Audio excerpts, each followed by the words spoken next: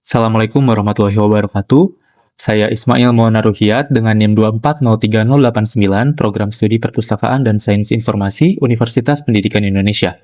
Pada kesempatan sore hari ini, saya akan melakukan sebuah video tutorial uji T independen menggunakan aplikasi SPSS.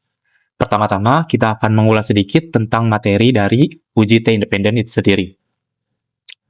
Pengertian uji T independen merupakan salah satu pengujian statistika untuk mengukur perbedaan rata-rata pada dua kelompok data dan bagaimana hubungannya. Uji T independen bisa digunakan untuk, yang pertama, membandingkan dua kelompok yang berbeda seperti dua kelompok yang tidak terkait satu sama lain, dan yang kedua, data dalam dua kelompok dianggap saling independen. Uji T juga termasuk statistik parametrik karena membuat asumsi spesifik tentang parameter populasi dan bekerja dengan data yang memiliki sifat numerik kuat untuk menguji hipotesis tentang rata-rata populasi. Salah satu yang harus kita highlight di slide ini adalah distribusi normal dan homogenitas varian. Sehingga jika kita ingin melakukan uji T independen, datanya harus berdistribusi normal dan harus bersifat homogen. Untuk kriteria pengujiannya, ada 5 asumsi persyaratan penggunaan uji T independen. Yang pertama, kedua sampel tidak saling berpasangan. Yang kedua, jumlah data untuk masing-masing sampel kurang dari 30.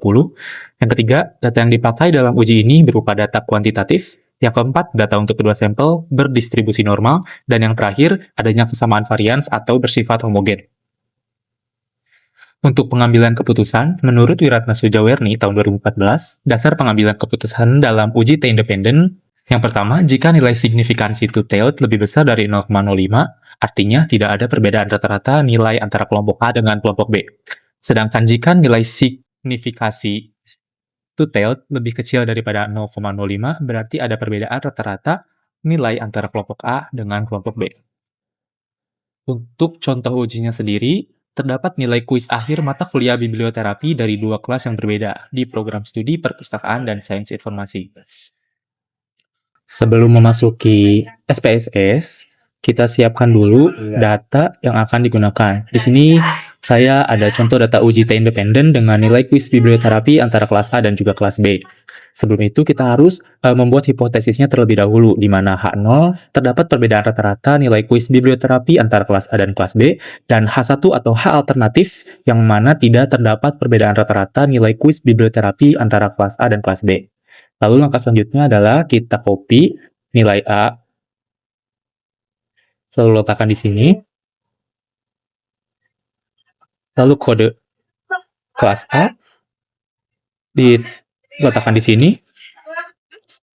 Lalu dilanjutkan untuk nilai kelas B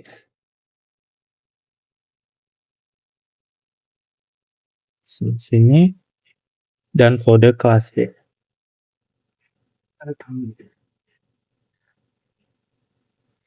Jika datanya sudah terinput, kita langsung pergi ke menu variable view. Untuk variabel pertama, kita ganti namanya menjadi nilai.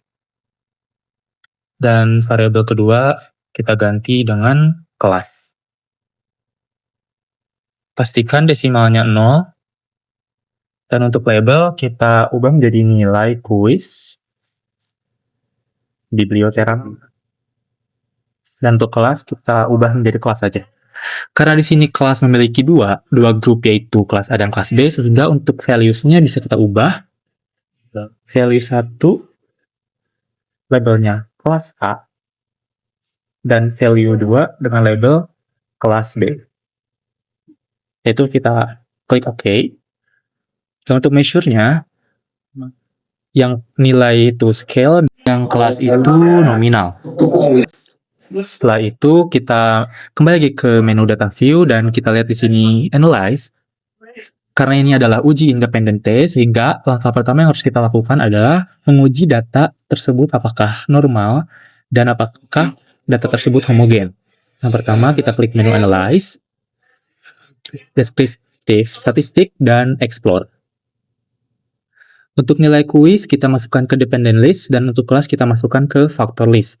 Perlu kita ubah juga di bagian plots. Untuk box plots, kita ubah menjadi none. Deskriptif kita ubah menjadi stem and leaf, dan pastikan normality plot with testnya sudah diklik. Lalu untuk spread versus level with left hand test, kita klik power estimation agar nilai dari homogenitasnya keluar. Setelah itu kita klik OK, dan akan muncul data seperti di bawah ini. Di sini ada dua hasil, yaitu normalitas dan juga homogenitas. Untuk nilai normalitasnya sendiri, dapat kita perhatikan di sini bahwa nilainya lebih besar dari 0,05. Sehingga dapat dipastikan bahwa data nilai kuis biblioterapi kelas A dan kelas B berdistribusi secara normal. Dan jika kita lihat, untuk hasil dari homogenitasnya, di sini nilainya 0,13, yang mana nilai ini lebih besar dari 0,05, sehingga dapat disimpulkan bahwa nilai kuis biblioterapi ini bersifat homogen. Setelah mengetahui bahwa nilai tersebut berdistribusi normal dan juga bersifat homogen, kita akan melakukan uji T-independent dengan cara analyze, compare means, dan independent sample t-test. Untuk nilai kuis biblioterapi, kita masukkan ke test variable, dan untuk kelas kita masukkan ke grouping variable. Jangan lupa untuk define groups, grup 1 angka 1 dan grup 2 itu 2. Continue, lalu klik OK. Setelah itu akan muncul hasil dari t-test di sini.